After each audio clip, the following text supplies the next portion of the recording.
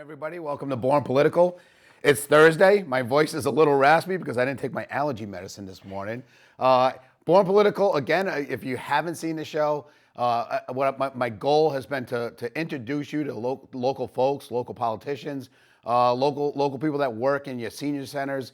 Tonight will be no different. I have a member of the Groton Town Council. I've had a few members. I've had the mayor, and we're working our way through it. In this case, I've had a lot of folks that have been here for life, that went to school here, that lived here, that still play here, and they don't leave town much. Tonight's a little different. This isn't somebody that's from the other side of the world, but the northwest corner of the state, the quiet corner they call it. It's Councilor Melinda Cassiere. A lot of people may get the name wrong, but I was corrected before we started because she's the councilor, and I think she's addressed a lot of times. I think I've even seen it on during the meetings with it, Cassiere, but it's Cassiere. It's Cassiere. So, Melinda Cassiere, welcome to the show. Thank you for being on. How are you? I'm well. Thank you for having me on the show, Joe. Well, I've been excited. Tammy's the producer. She's been calling around and getting guests, and knowing that you were available to be on the show, I was excited about it. And I know you, not as long as I know a lot of the other people I interviewed. Mm-hmm. You are relatively a newcomer, somewhat. That's what we say. How long have you been in Groton? I have been in Groton for 11 years now. That is not a newcomer anymore. You're like a seasoned Groton. I am a seasoned Groton person, but I am new to politics, so. You are. Yes. You are new to politics. That is true. And to watch you even do that first run, I don't want to get too far ahead of myself because we normally start with where are you from? Because I said You're from the quiet corner, and a lot of people don't even know what that means. Right. But you do. Because you lived there. So where are you from? Where were you born? So I was born in Norwich at Bacchus, but I was raised in Jewett City, which is a borough of Griswold. Yeah, Aramonies and yeah. My sister-in-law's from there. She was AD Tripp.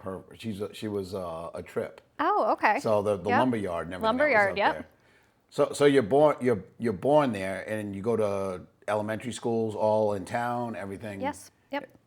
You have a bunch of elementaries out that way, or is it kind of just one elementary school? So if you're, that was an adjustment coming here because there's one elementary, one middle, one high school. So when I first came to town, we had 14 schools in Groton. Wow. And you guys have pared it down quite well. I think I was on some of the councils that did some of that work too, but they're getting down to a manageable size, I think, and we're seeing the benefits of all that now. But so now you're in a small town. So if you went to school in the same years as Melinda did in Griswold, you knew her because you guys all knew each other. Yes, we did. So small town feel. Mm-hmm. Yeah, and then you have brothers and sisters, or I have a younger brother. One younger brother. So you're the older. I am the older sibling. Yes. And it's in Born Political. To me, it's about how you get your opinions and how you form your opinions. And I think being the oldest in a family, it just gives you a different perspective. Yes. Being the youngest does too. I'm the middle one that was like breaking up the fights and doing all those things. But is it a big difference in age or not really? We're 3 years apart, but I am definitely the leader, the high-strung one. Yep. Yeah, the older one. But still close enough to have that brother and sister fight that. Oh yeah.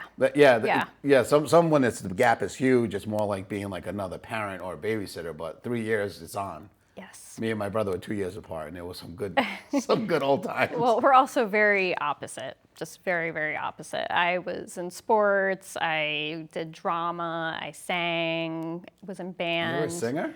Yeah, I did musicals. Have you heard about karaoke on Saturday nights at the Groton Bowling Center? Yes, I have, from you.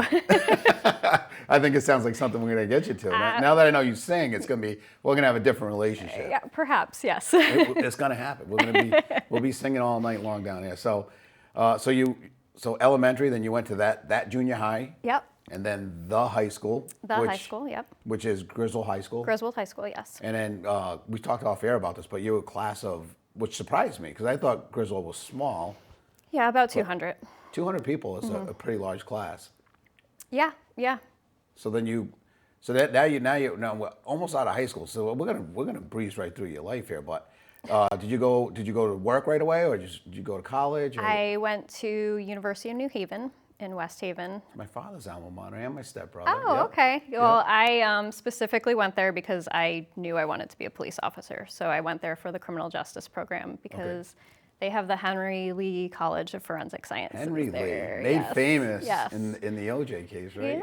Yes, exactly. So that's why I went there specifically for that program. And what made you want to be a cop? Is someone in your family a police officer, or is it?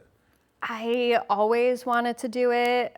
My mother tried to kind of push me in another direction because No mom wants their son and daughter to be a police officer. absolutely not. And I am a very tiny woman, so there was concern. So, but I just always wanted to do it. And then I was 15 when 9/11 happened, so that was a really big, impact on me and kind of made me push me in that direction a little further. And so I just went to school for it. I think it's interesting. I think a lot of people's lives are shaped at, especially that age of 15.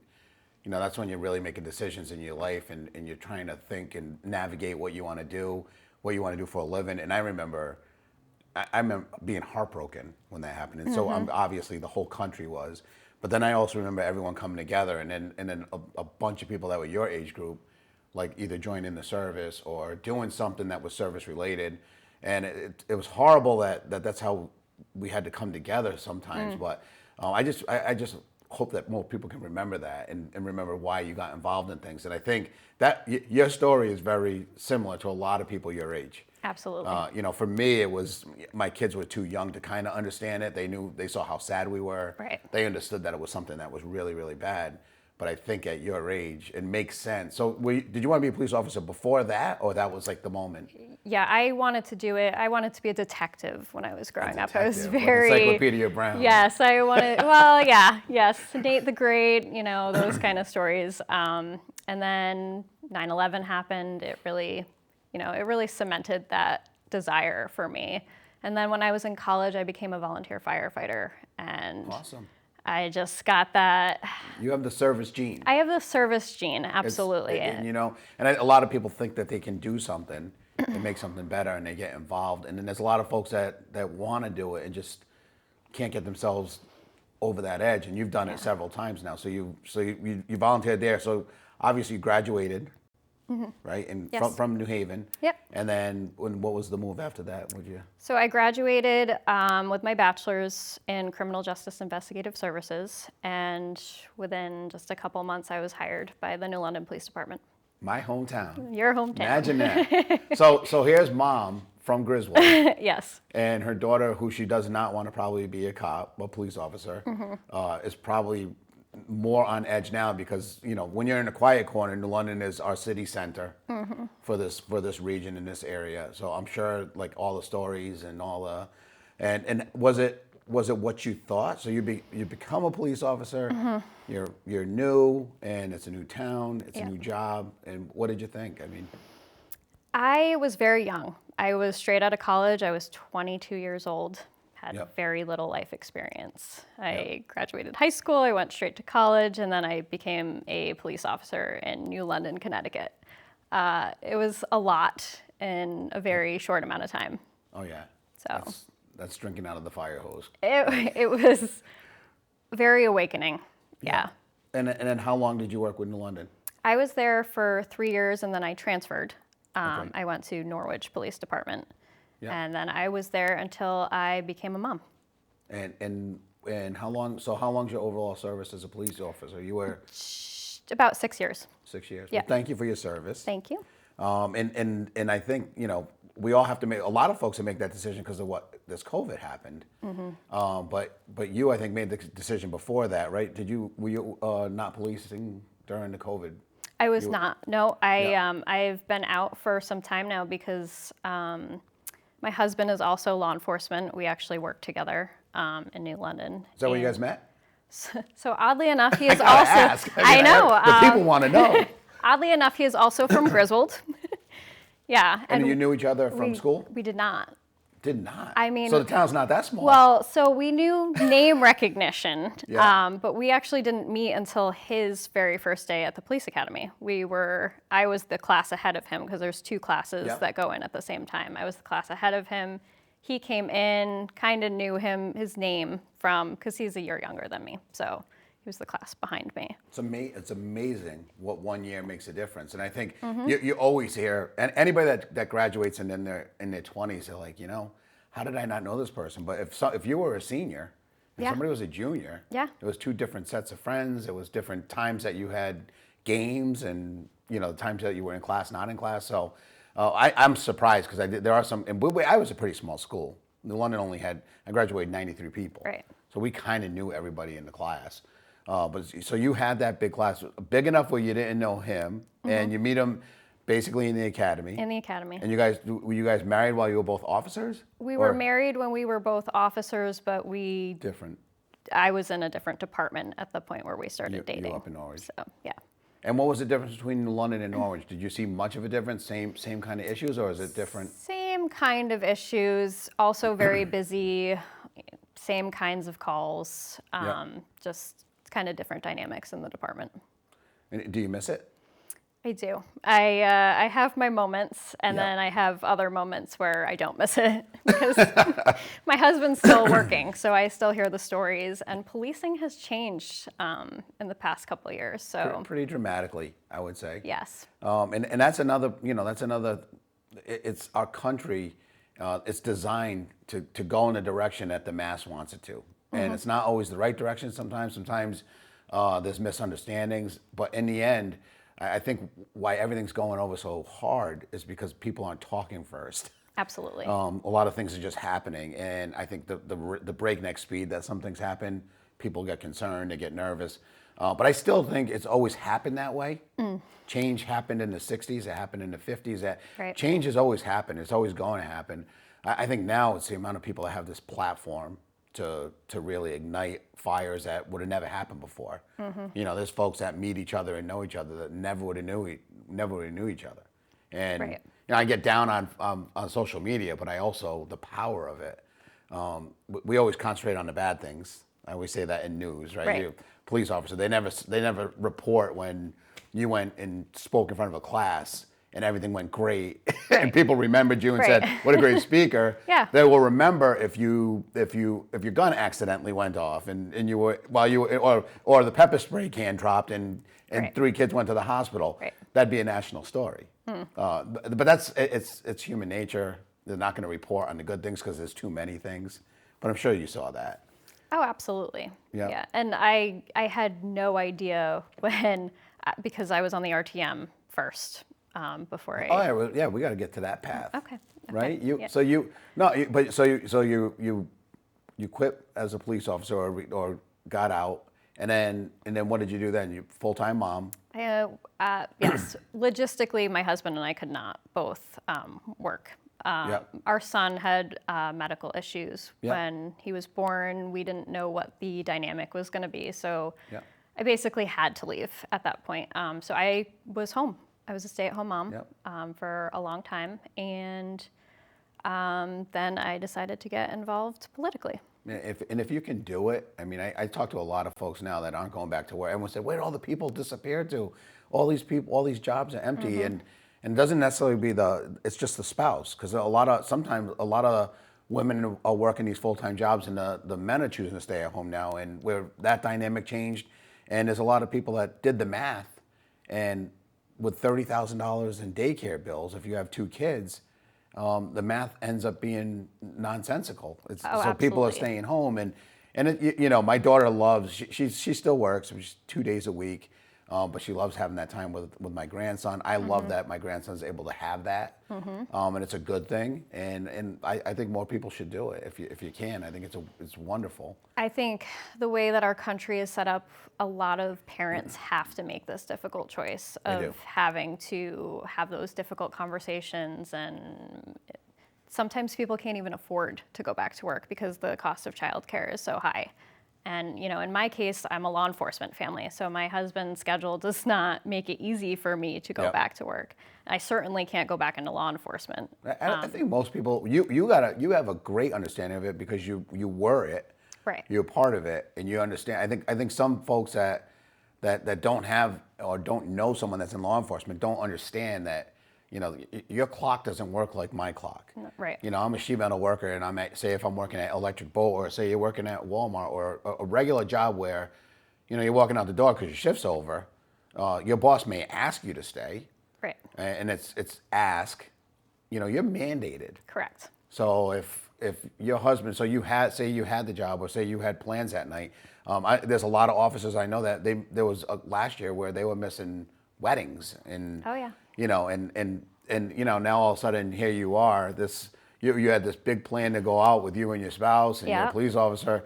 Next thing you know, you get the call that so and so called in, or we had this bad accident. I'm not making it. And I know it's stressful. It's not easy. It is. It is not an easy life. No. And it's not even just the calls that come in at the last minute. I mean, my husband is constantly ordered in, which means he is required to stay for the next shift. Yeah. And a lot of people don't realize that they have to fill shifts. There's no option to not make an officer stay for the Yeah. next shift. So Yeah.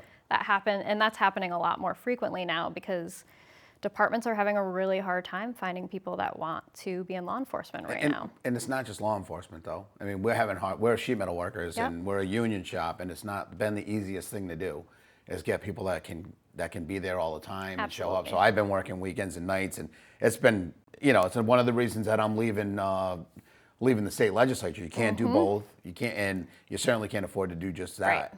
So now, you've been the stay-at-home mom, and you said, you know what? I'm going to make a difference because that's who you are. And you chose, was RTM the very first thing, or were you a member of a committee, or? So I was inspired to get involved politically after 2016, like many of the people that are in. I interviewed a few people that. Like many of the people that you've interviewed, like many of the people that are in the DTC with us. Yep. And so I got involved with a Democratic town committee and basically automatically decided to run for RTM. And now were your parents political? Was it something that you guys talked about in the house? Or? Not really. Not to the extent that I am involved in now. Yep. Yeah. And so your choice of party might, I mean, a lot of people, I knew folks that were changing parties at that time that were just, had either had enough of, from both sides, I'll say one or the other. It's really has been, what we thought might have been horrified by. There's another side to the story where other people are like, I'm horrified the other way, and Right. and it's trying to find that middle ground. And Right.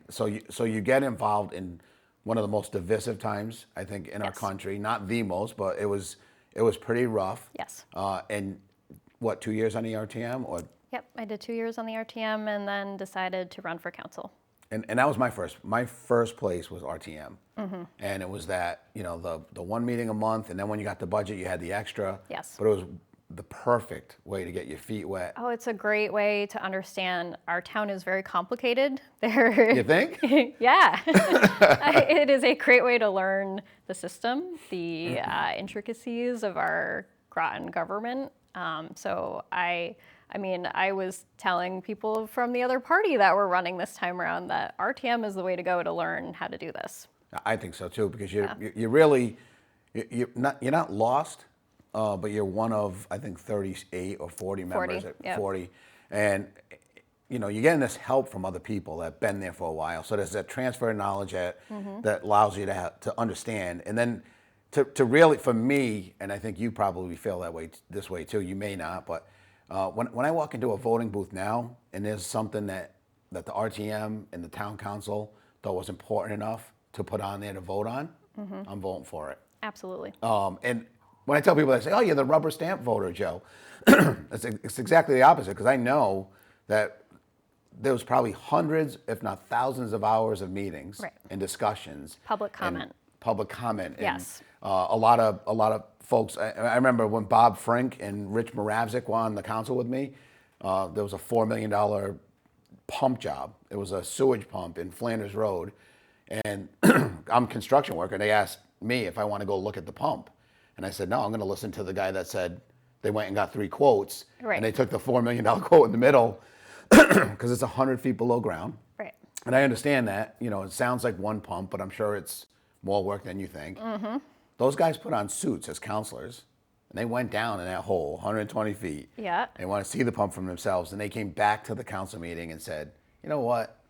we need a new pump. Right, exactly. and- We did that this year. I Yep. mean, me and several of the counselors, we went on tours of every town building. We were at Human Services. We went to the Water Pollution Treatment Center. So we went and saw all of these things before budget time, which Yep. was a really good opportunity to see it for firsthand. That's why local government, I think, is more efficient and works better than Right. state government. And then when you get to the federal government, we have Joe Courtney. He represents half the state of Connecticut, and then we Yep. have like 4 other congressional leaders. For us to be able to take the time and walk through a building, to see the ceiling falling down, to understand that, okay, this building's not repairable. That's why I think we get the most effectiveness, because Right. and you care, because it's probably right next to your house, but maybe not right next to your house, but your sister lives next to the place, and it's just more personal. Absolutely. I mean, Yeah. one of the biggest reasons that I decided, especially to run for council this time, was there are no other counselors that have little kids in the school system. And that was very important to me, and something that I saw that was missing on the council, that, parents should be represented and have small children in the school system, because that they're going to have to go through the school system for years to come. And, I bring a really unique public safety experience that was kind of lacking. Yep. That What's your take on school resource officers? So I have seen positive aspects of school resource officers. When I worked in New London, we had a wonderful school resource Nolan, right? officer. It was Nolan. He was one of them. There was also, Nolan was fantastic. I mean, talk about a person that knows the city, knows the kids. Yeah. I mean, he had done the water tournaments with them. I mean, Yeah. he knows all those kids and was wonderful. There was also another officer that took over, I believe it was after him, and just so dedicated to learning the kids, knew every kid's name. I mean, that's the important aspect. And I think, again, politically across our country, they'll take the 5 examples of the school resource officer that was planting drugs on kids and say, oh, this is what's happening. What I witnessed in Groton, because I think it was unfortunate, but I grew up in a different era. We didn't have police in our schools. Mm-hmm. I'm pre-Columbine, pre-Columbine, before Right. all that. And I think when we started looking at safety and we got these officers in schools, we didn't realize the benefit of what might have been life-changing for me to know a police officer, not as someone that was arresting me, but as someone that was kind of looking out for me. And for me to watch my son and my daughter's relationship with school resource officer Bousquet, I mean, the guy is adored. He's a school resource officer for Fitch. I mean, maybe I'll have him on the show one day and interview him. Yeah. But he's a nice guy. Yeah. But it's the way he interacted with the kids, I think, that made a difference. Right. And to get rid of that because it doesn't work in some other county or town, and that's what makes this really, really great, is because you get to have these 50 different experiments on what works, what doesn't. Right. But I certainly don't want to throw something out that, to me, just from what I've seen, Right. has been nothing but positive. Right. I've also seen positive interactions come from school resource officers, but I can also acknowledge that, I'm not a person of color, and I also don't, Yeah. have never had the negative experience. So therefore I can't really speak to the negative experiences. Yeah. So I think we just need to be open to what's best that works for our schools.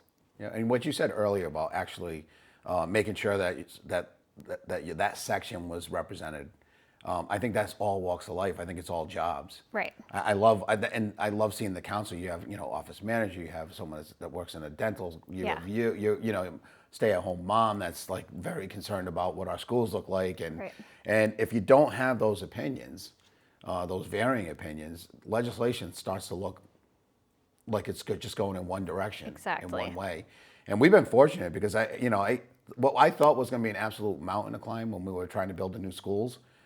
If people are armed with the right information and you did all your homework as a counselor, as an RTM, and you put it out there in front of people, they normally will vote, because we all kind of grew up in the same area. We all kind of have the same Right. opinions. So we're getting real close. It was less than 5 minutes already. I told you this goes fast. It does. It feels like you talked about nothing, but I know. I think I learned a lot about you. Yeah. Well. You know, and I know you're in the sleepy town, but so for me, I left the RTM, and then when I got to the council, I remember thinking at the RTM, like, man, my neighbors like voted for me. That's kind of cool. It is. And then I got to the council, and I'm like, I represent 40,000 people. Yes. And it was like humbling for me.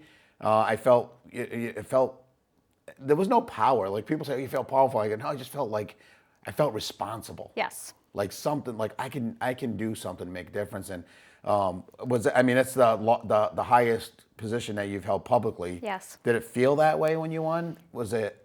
Yeah, I feel very humbled. You know, we had spoke about this before we went on camera. I mean, I came out of nowhere. I've been raising my children for the past 8 years. And so to come out of nowhere and to earn a spot on the council was very humbling. I feel very thankful, and it's a lot of responsibility because, as we just talked about, you know, I represent moms and families and the little kids in the school system. So I take that responsibility very seriously.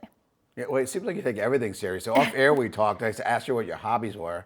And your hobby, me and you have very similar hobbies. Yes. Yeah, you run. Yes. Like for exercise, and I Yes. run to the buffet. It's just a different distance. It's a whole different dynamic. So what did you ran in school? I ran in school. I did track and field. I was a hurdler. I ran to get hired as a police officer. That was part of getting hired. And then I started running again when my daughter was about 2 years old, and that was for my mental health. So I've been running ever since. And then I just ran a marathon in 2020. And that was your first marathon, or That have you was done my it before? first marathon during the pandemic. Ran it by myself. Okay, what was the time? Can we ask? It was worse than I wanted it to be, but it It's was always worse than you wanted the world record, right? That's how you started. The men's world record you wanted to take down. Yes, exactly. Yeah. I'm very competitive. Yeah, I see that. It was about 4 hours and 44 minutes. I couldn't do it on a bicycle in that time. I could do it maybe on an electric bicycle. It's crazy to think that I ran for almost 5 hours straight. That's amazing. Yeah. It's a good feat, and so I'll never be able to describe that to anybody. I don't anticipate that I'll be running a marathon. I'm not a Never say never. Never say never, Never but say never. it's not on my bucket list. It was a bucket list item for me. Yeah, so there's things on my list that I want to see and do, and that's just not one that's kind of went to the wayside. Me exercising and all that. Maybe I'll train you. To what? You got some other hobby? You play cards or something? All right, we're throwing the marathon out the window, I guess. So we only have a minute left. Okay. And this has gone so quick, and I was so happy to have you on the show. Is there anything that you want to, like, maybe, I don't know if you want to say anything to your constituents, or? Just thank you. Thank you for having faith in me. I'm essentially a newcomer, so just really appreciate it and hope to represent you well. Well, this is another edition of Born Political where we did learn something new about a counselor. We've had 4 or 5 on. And remember, if you want to be on the show, and you Republican, Democrat, I don't care what office you're running for, contact me, come on, because I think everyone should know who we are. I haven't met a person that ran for office and tried to hurt the town. Tonight absolutely was no different. It was somebody that came on board, and out of nowhere, we're going to call it. But she's definitely somewhere. We're going to all know her, I'm sure, because in the future, just watching the work that you've done so far, I know we're gonna see you around for a long time. For this version of Born Political, it's great to have you. Thanks for coming on the show. Thank you very much for having me. And I'm sure we'll be on again, because there'll be some issues that come up, and you'll be around hopefully to come back. I sure will. Well, it's great having you. Thank you very much. much.